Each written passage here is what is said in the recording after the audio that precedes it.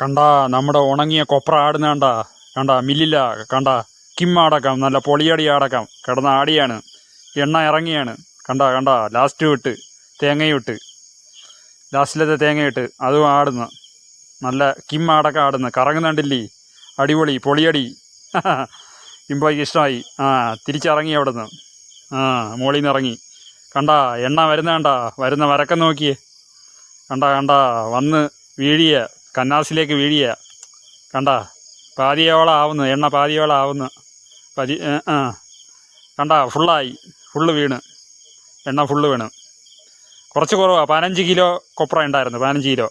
ഇനി അടുത്തത് കൊപ്ര ആടിയ നമ്മുടെ കൊപ്ര പിണ്ണാക്ക്. പിണ്ണാക്ക് പരുവത്തിലായ കണ്ടാ. അത് വേണമെങ്കിൽ കടിച്ച് മുറിച്ചൊക്കെ തിന്നാൻ വേണമെങ്കിൽ. എന്നാലും കൂടുതൽ കടിച്ച് തിന്നാൽ വയറിളക്കം വരും. അതുകൊണ്ട് അത് വേണ്ട.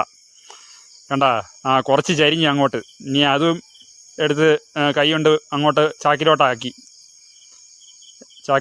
അങ്ങനെ.